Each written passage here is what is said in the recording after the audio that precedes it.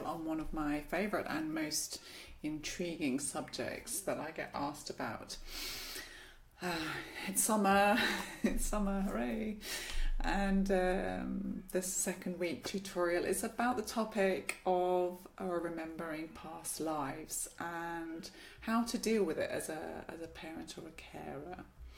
And parents and their children often talk to me about memories they have of past lives, and sometimes that can be a little bit confusing if you're living in a present reality and you're having flashbacks of something that happened to you in another lifetime. And but what's very interesting is that the children don't, when they're talking about past lives or things that they remember, they don't refer to them as memories. It's very interesting. They discuss it as if they're experiencing it now, and they talk about it in the present as if it's part of their normal life.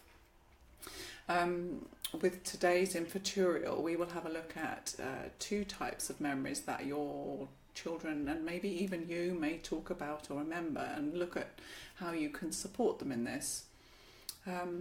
We will look firstly at children's memories of past lives, and then secondly we'll look at children's memories of times when they're in between incarnation, when they are in what some might describe as heaven, and they don't have a physical body. Now, to your child and children, these memories are real and can even cause them to get upset when they can't understand what it is they're saying or talking about. It's like they find it hard to put into words an experience that doesn't exist in the physical world. You can imagine it's a bit like us as adults trying to describe love as an emotion. It's a feeling that we have with so much depth that it can be almost impossible to describe. It's a feeling. And what I guess is really important to stress is that if your child starts recounting tales of people that they were or what happens when they're in heaven, it doesn't necessarily mean they are mentally ill. This is actually a well-researched psychological phenomena, and there have been many books and papers written by professional doctors, professors on the subject. However, I would say if you are at all concerned about your child, then by all means, please use these wonderful psychologists to help you guide you through the journey. Having worked with crystal children for the last 30 years and having run transference healings on not only children but adults, I found that children start talking about past life or in between life experiences from the age of about 3, when they can formulate words, until the memories seem to fade at about the age of 7. This is quite normal. After this time, most children don't even seem to remember anything about them going forward, or even that they talked about them, but some may. But in my experience, they're normally like, what are you talking about? What do you mean? I said I was this and I did that. So as an example, my own son at the age of 3 used to tell me that his name was Stephen and that he looked after horses. And sometimes he would talk about his life as Stephen, and he would talk about it as if it was happening in the present tense, as if he was still living that life. And he would tell me about how horse feeding, grooming information, and things that he had to do, jobs around the stable. It was just, there was no contact with a live horse in our life ever. So, but I let him talk about his life, about Stephen, as often as he wanted to, without really putting any importance or having any stress about it. But I just listened to what he had to say, and it was very interesting. Eventually Stephen left us, or the memory that he had of Stephen left us when my son was about 7, and we've never heard any more about him after then. This is quite normal also. My son's name is Christopher, by the way, and he definitely doesn't look after horses. Another child called Ben that I worked with started talking in French at the age of 2. Now this is in an English-speaking household, no French TV, no connection to France at all, but he would start using French words which he would never have heard at home, and he would shock his mum by saying things like champagne when she was giving him a bottle of milk. Personally, that would have really freaked me out. And then he would say things like "Ooh, madame," and "Ah, Paris," with a French accent, but in a voice that sort of didn't sound quite like his. He told his mum that he was actually somebody called Monsieur Bavard, and he would describe his life, and he had a lady friend called Madame Sophie. And Madame Sophie became part of his childhood life experiences, again until about the age of 7. So he would, talk about her and the things that she would do and say, or had done and say, as if he was talking, as if he was Monsieur Bavard, and he was telling her what Madame Sophie was doing. I actually started working with him and the family when he was about 10. He's a very, very super bright, intelligent boy, with a level of intelligence and wisdom way beyond his years. And that's really, really common as well with a lot of these crystal children. They seem to have this, they're born with wisdom. They're so sensible, and it's just, I love it, and I love it. But he had no recollection when I started working with him of Monsieur Bavard. However, Mum does and remembers that Ben would tell her when she was sort of making decisions and asking him to do things, he would tell her that Madame Sophie would not approve of certain things that his mum did and was asking him to do. I mean, as a parent, is it not bad enough that we have to, formulate these ways to bring up our children with our own style of parenting? But then in this case, mum had the added interference of somebody else's opinion from a previous life. She laughs like I do. She laughs about it now. But like me, she let it play out and let Ben talk about it as often as he needed to. She didn't mock him, and gradually the talk of Monsieur Bavard disappeared.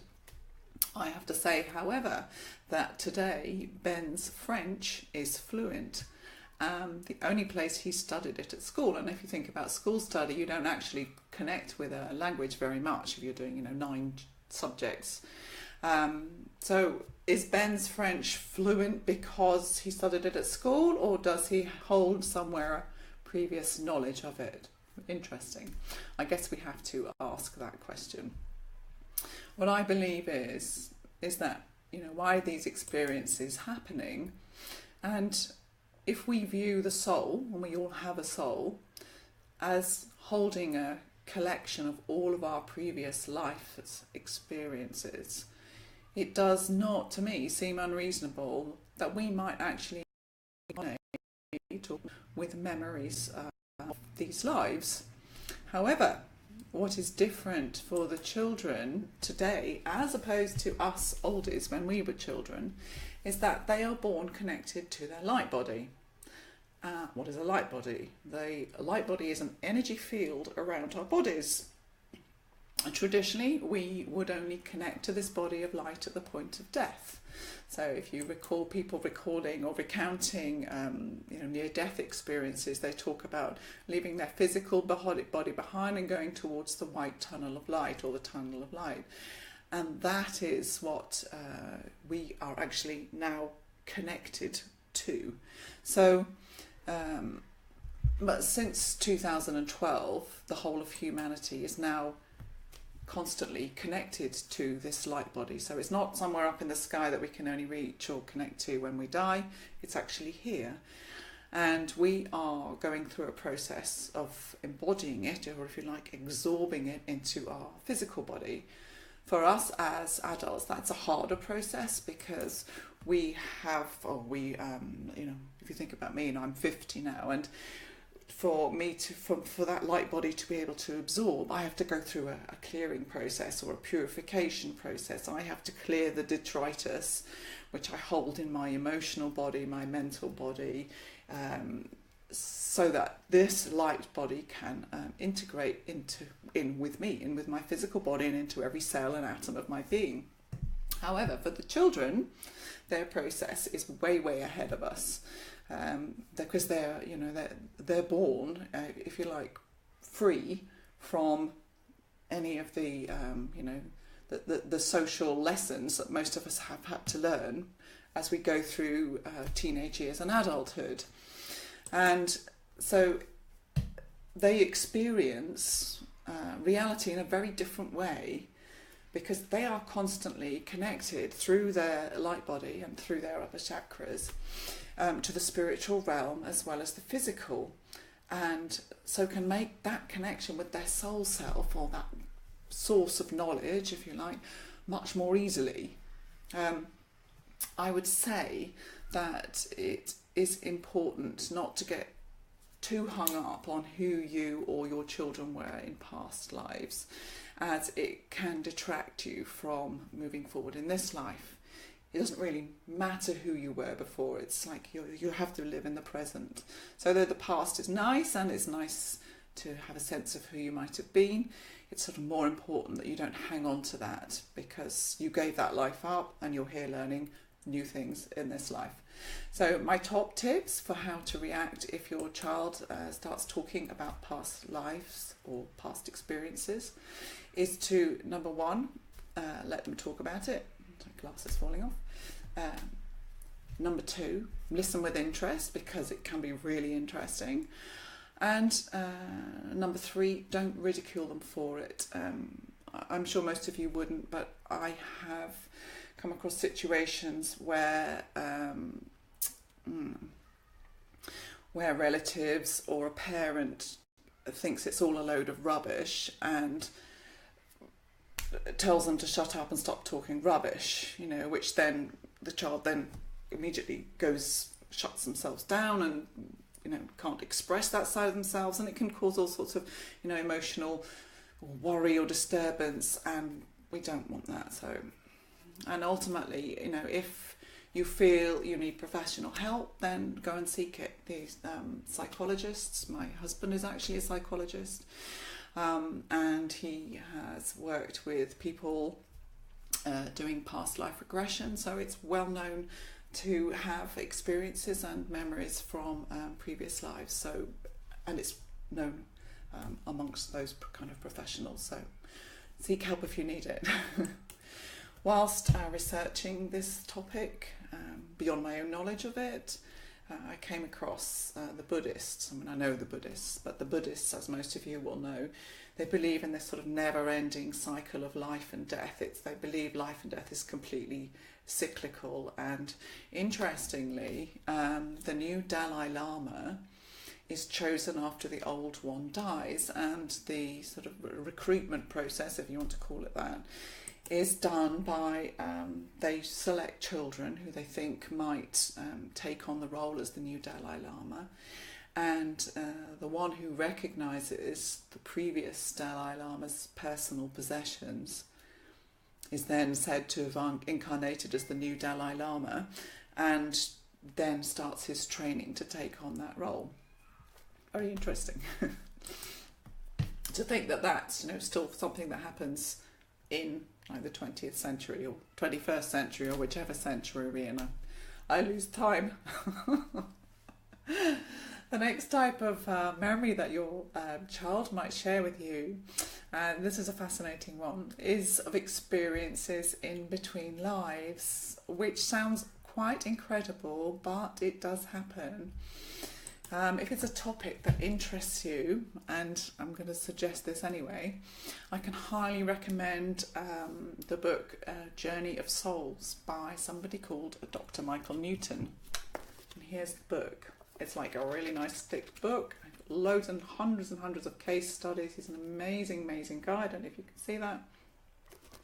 And Dr. Michael Newton, in his work as a clinical master hypnotherapist, discovered that whilst doing past life regressions with clients, that clients would talk about their experiences in between those past lives. So what happened when they didn't have a physical body, and their process of leaving the body, going up to somewhere else, their cleansing process, who they meet, what they have to do, what school they have to do, where they have to go and do their, learning from life, the selection process of a new family and what they're going to get from it. It's a really fascinating book.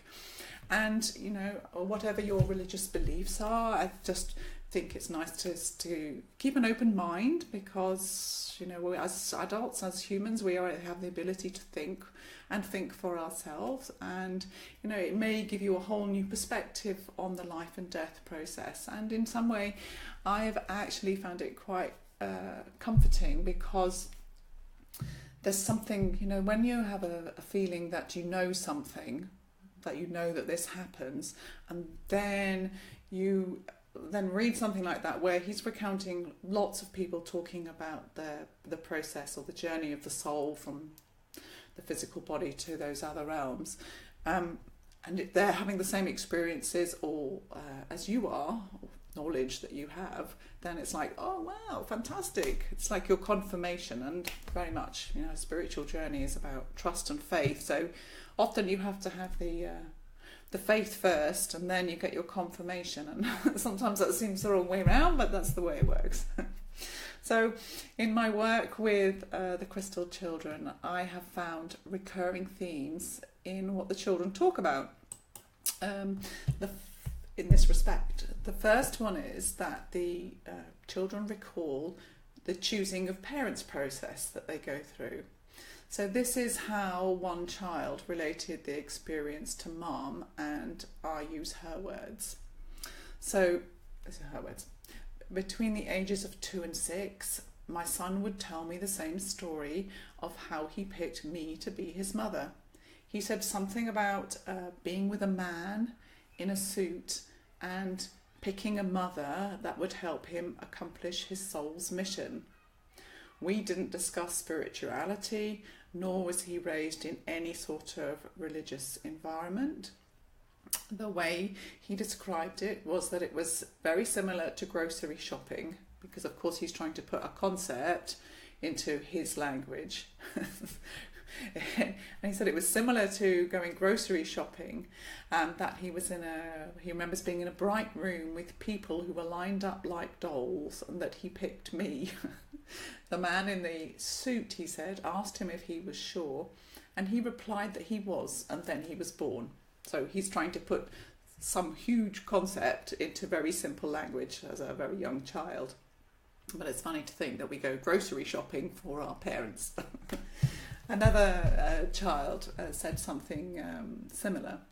My nephew, when he first began really talking in sentences, told my sister and her husband that he was so happy he picked them, and then went on to say that before he was a baby, he was in a bright room and saw lots of people, and he picked his mum because she had a nice face.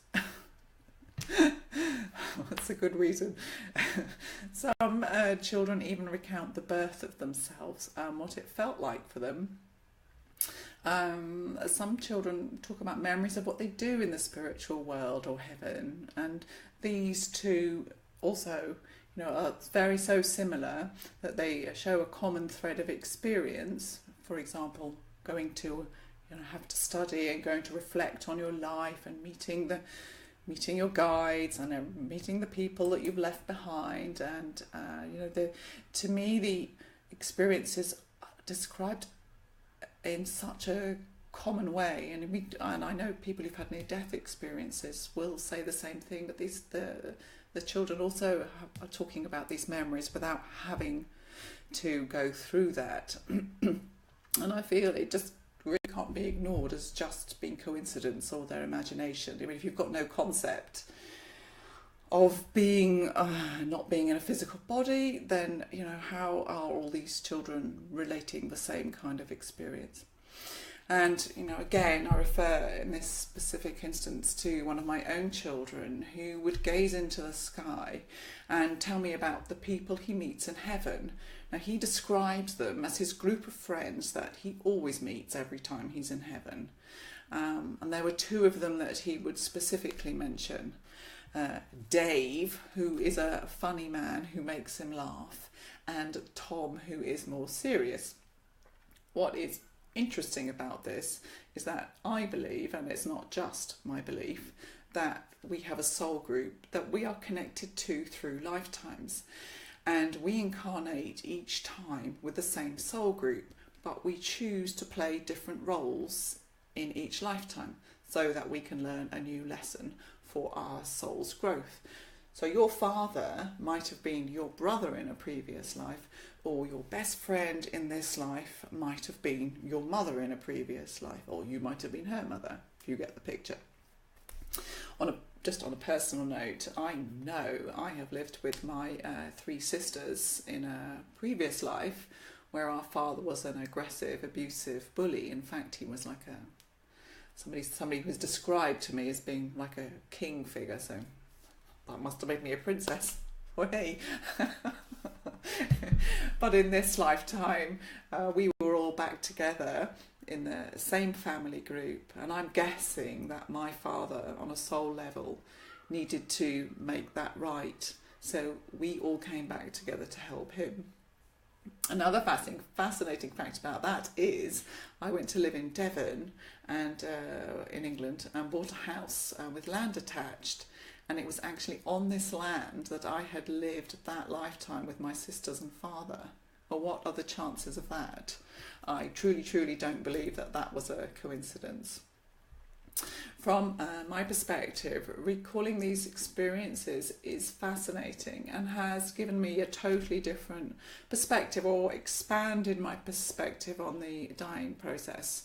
I mean, it's to me now, I think for a lot of people who are afraid of going through that dying process, I think, if you can feel that the journey's guided, if you like, and taken care of, it takes away some of the fear of dying that a lot of people have. And also, for your own self and your life, when you can't believe the family that you have around you and the way that they sometimes behave, A, you chose them, but B, it's a good idea to stand back and reflect on what it is you're supposed to be getting out of that experience with them. The pulls and the pushes and maybe the nice times, maybe the argument times, why this person A always does that. You chose them, as I said, so you could learn something, from those, the dynamics that work out between families and relationships, and that's not just your own partner or your own children. It's with your extended family.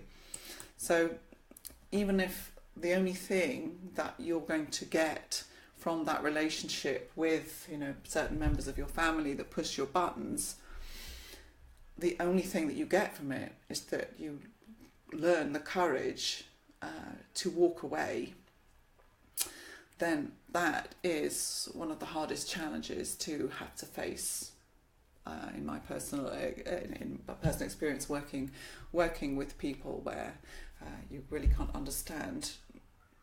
But you feel you should have this family connection. You should allow your brother to just not talk to you for years and badmouth you badly, and because he's family. And you know what I would say? If you wouldn't accept a family member's behaviour from a friend, then you shouldn't be accepting it in your own life. And those are the boundaries that you set yourself. You empower yourself by doing those things, and that's up to the other person to grow, but don't sacrifice yourself, I guess is what I'm saying in that. I seem to have gone off topic, so sorry. So for my advice with regards to children recounting in between life experiences and talking about, being in the light realms is similar, or exactly the same actually, as if they're talking about past life experiences.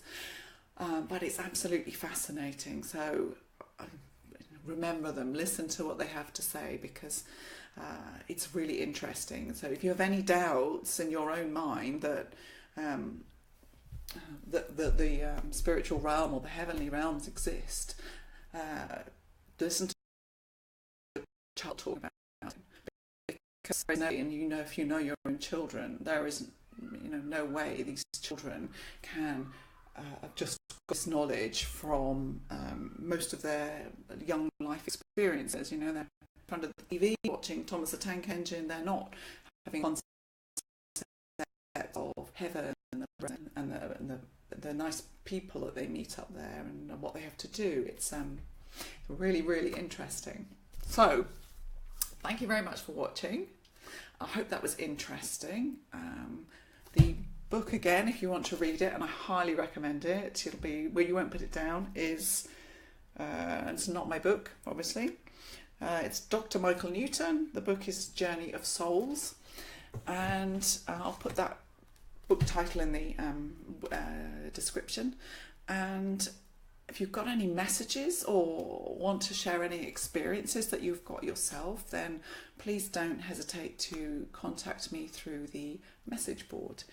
And next week we will be looking at communicating interdimensionally, again, which sounds a bit do. So and I will go more into that next weekend, next Sunday at the same kind of time. And so that's a very, I would say, controversial topic. Is there life outside of Earth and the human experience? And yes, I do have children who will talk about other dimensions or other galaxies or other beings, or remembering not being human, or really, really interesting. Really interesting. Gives you a whole different perspective on, your role in life and the whole of the universe. So I hope you enjoyed that. It was nice talking to you again. Have a lovely rest of your Sunday. Ciao, ciao, ciao. Thank you for watching.